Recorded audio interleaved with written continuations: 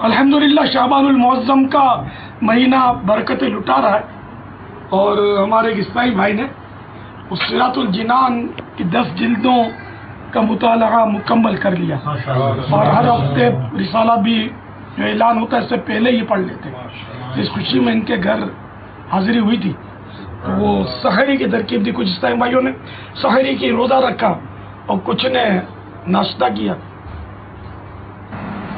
یا سیدی، یہ سوال عرض یہ ہے کہ جب دستر پر بیٹھے ہوں اور سحری کا وقت ختم ہو جائے، اب بعض اسلامی بھائی جو ہیں جن کی روزے کی نیت ہے، بعضوں کی نہیں ہے، تو جن کی نیت نہیں ہے ان کا بھی ہاتھ روک لینا کہ اور اسلامی بھائیوں کے ساتھ مل کے، حالانکہ روزے کی نیت نہیں ہے پھر بھی ہاتھ روک لینا، یہ کیسا؟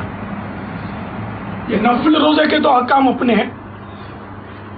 نفل روزے میں ایسا ہے کہ اگر نیت یہ ہے اس لیے ہاتھ روکا تاکہ جو دوسرے حاضرین ہیں وہ یہ سمجھیں کہ یہ بھی روزہ رکھ رہا ہے، یہ تو ایسی ریا ہے کہ عمل بھی نہیں اور ریا ہے، بغیر نیکی کی ریا۔ تو یہ تو اگر اس نیت سے روکا ہے تو گناہ گار ہوگا ظاہر ہے کہ ریاکار ہے۔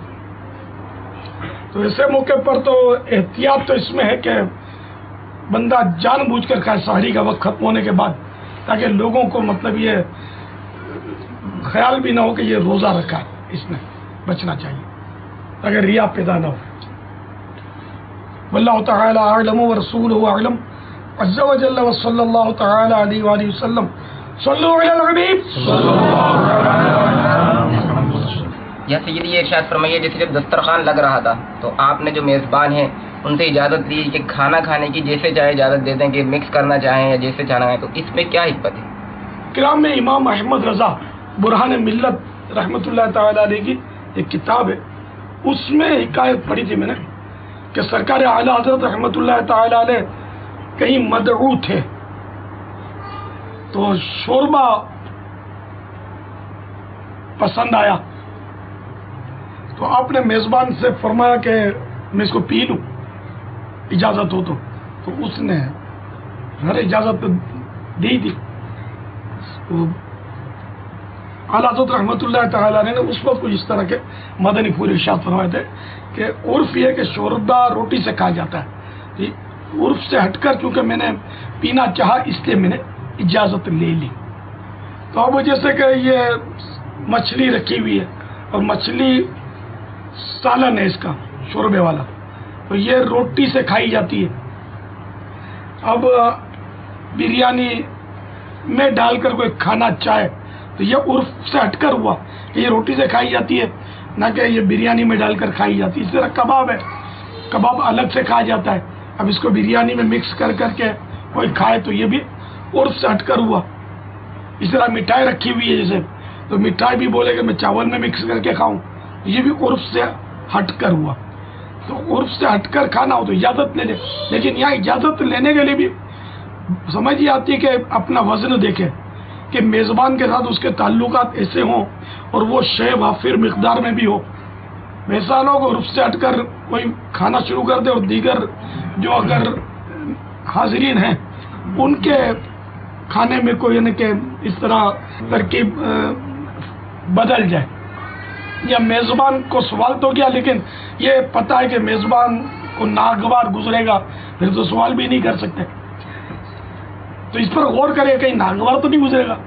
تو میں نے جو سوال کیا اور یہ کہا نا تو یہ سب کے لیے کیا، اپنے لیے، اور مجھے اپنا وزن کا اندازہ تھا کہ میزبان کی محبت عقیدت، تو اس حساب سے میں نے، اور پھر دسترخوان کی وسعت یوں مطلب میں نے ان سے پوچھ لیا۔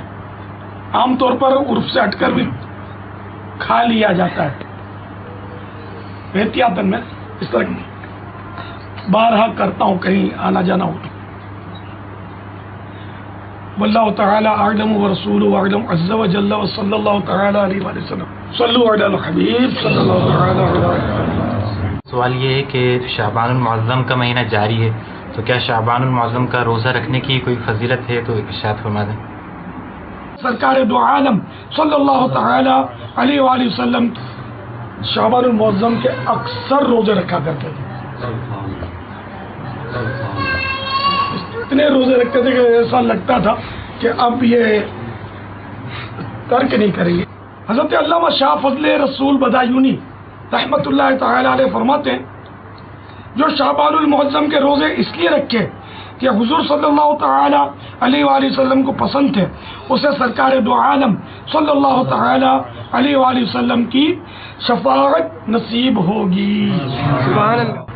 تو اکثر روزے رکھنا شعبان کے ان معنوں پر سنت ہوا جبکہ کوئی اور رکاوٹ نہ ہو. ہاں اگر شعبان المعظم میں روزے رکھتا ہے اور ایسی کمزوری ہو جاتی ہے کہ رمضان شریف کے روزے اس کو دشوار ہو جائیں گے تو پھر تو شعبان المعظم کے روزے نہ رکھے بلکہ کھائے پیے اور اپنی یعنی کہ جس کو اللہ جال بنائے ایسی قوت حاصل کرے تاکہ رمضان المبارک کے روزے اس پر دشوار نہ ہو جائیں.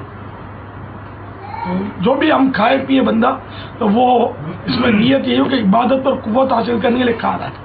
تو شعبان میں اگر اس لیے روزہ نہیں رکھے گا کہ میں رمضان کے روزے رکھنے پر قوت حاصل کروں گا اس لیے کھا پی رہا ہوں، انشاءاللہ اس نیت کا بھی ثواب ملے گا کہ رمضان کے روزے فرض ہیں. واللہ تعالی اعلم ورسولہ اعلم عز وجل وصلی اللہ تعالی علیہ وآلہ وسلم صلوا علی الحبیب صلی اللہ تعالی علیہ